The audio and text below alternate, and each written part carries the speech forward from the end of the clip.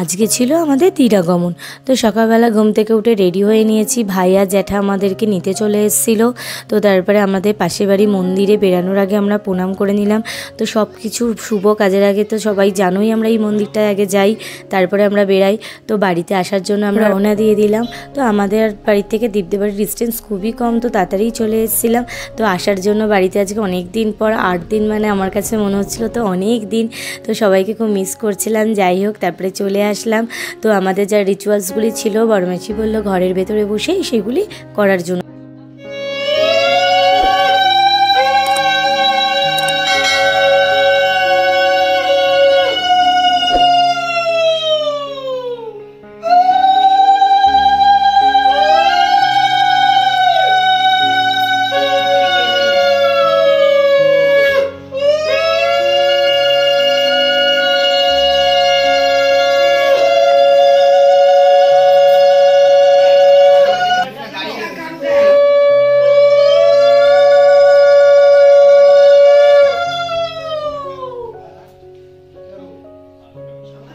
শিখা দিয়ে দাও, ঠান্ডার মধ্যে শিখে দিয়ে দাও।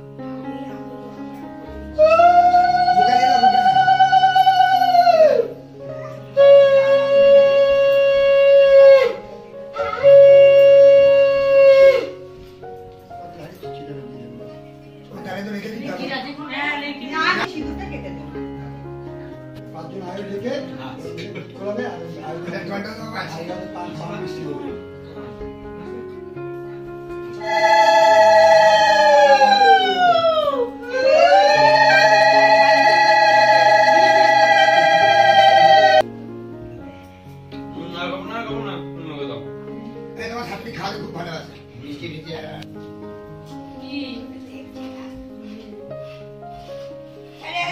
তো যে নিয়মকানুনগুলি ছিল আজকের মতন সেইগুলি কমপ্লিট হয়ে গেল। আর বাদবাকি যে নিয়মকানুনগুলি বাকি আছে, যেদিনকার আমরা বাড়ি যাব সেদিনকার সেই নিয়মকানুনগুলি কমপ্লিট করবে। তো সব নিয়মকানুন হয়ে গেছে, এবার একটু চেঞ্জ করে নেব। তারপরে সবাই বসে আছে, কতদিন পর বাড়িতে আসলাম, কত ইয়ার্কি আড্ডা গল্প জমেছিল।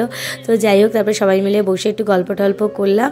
তারপর ওইদিকে সব রান্নাবান্না কমপ্লিট হয়ে গেছিলো। বড়মাসি টুবাদি ওরা সব কিছু গুছিয়ে টুছিয়ে দিচ্ছিলো খাবার দাবারগুলি। তো খাবার দাবারগুলি ওরা গুছিয়ে দিক, তারপর আমরা লাঞ্চটা করে নেব। তারপরে সবাই মিলে আবার গল্প ইয়ার্কি আড্ডা হবে। তো চলো তোমাদের সাথে লাঞ্চটা শেয়ার করে নিই। লাঞ্চে কি কি মেনু হয়েছিল। লাঞ্চে মেনু হয়েছিল সাদা ভাত, তোপসে ফ্রাই, মাছের মাথা দিয়ে ডাল, পটল চিংড়ি, তারপরে পাবদা মাছ, খাসির মাংস, চাটনি, পাঁপড়, দই, মিষ্টি।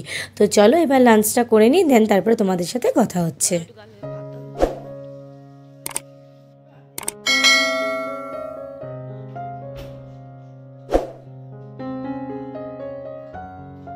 তো দীপকে খেতে দেওয়া হয়ে গেছিলো। মা বলছিল তুইও একসাথে বসতে হয়। তো মাকে বললাম এতদিন পরে এসেছি, মনটা কেমন লাগছে, চলো সবাই মিলে একসাথে খাই।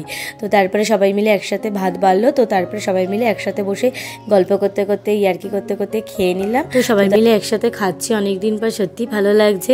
আর খাবারগুলি সত্যি অসাধারণ রান্না হয়েছিল, বিশেষ করে তোপসে ফ্রাইটা। আমি ফার্স্ট টাইম খেলাম মিশোরাতে তোপসে ফ্রাইটা। তো মিশোকে বলেছি আর একদিন করে খাওয়াতে।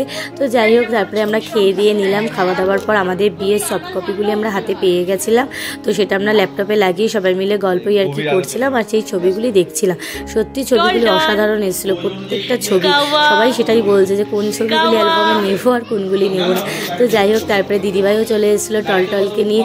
তারপরে ওর সাথে একটু গল্প করছিলাম, কারণ ও ঘুম থেকে উঠেছিল বলে ওর মুডটা খুব অফ ছিল, তো কথাই বলছিল না। এমনিতেও খুব হাসি খুশি, সারাদিন ও হাসি খুশি খেলা নিয়েই ব্যস্ত থাকে। তো যাই হোক তারপরে রাত্রিবেলা ডিনারে আমাদের ওপরে জ্যাঠার ঘরে নিমন্ত্রণ ছিল। তো কারিমস থেকে বিরিয়ানি আনা হয়েছিল। কারিমসের বিরিয়ানি তো অসাধারণ খেতে, মানে মাংসের পিসগুলি আর আলুগুলি তো মানে জাস্ট অসাধারণ, আমার পার্সোনালি খুবই ভালো লাগে। তো যাই হোক তারপরে সবাই মিলে গল্প ইয়ার্কি করতে করতে রাত্রে ডিনারটা আমরা কমপ্লিট করে নিলাম। তো তারপরে উপরে খেয়ে দিয়ে আসার পর তারপরে নিচে চলে এসেছিলাম। তো ততক্ষণে দেখছিলাম মা বড়মাসিরা সবাই গল্প করতে লেগে গেছে। তো তাদের সাথে এসে আমিও জয়েন করলাম। প্রচণ্ড হাসি ঠাট্টা, রাত 2টো বেজে গেছিলো, তখনও আমরা গল্প করে যাচ্ছি। তো চলো যাই হোক আজকের মতন ব্লগটি এইটুকুনি। ভালো লাগলে কিন্তু আমার চ্যানেলটা সাবস্ক্রাইব করতে ভুলো না। তো চলো টাটা।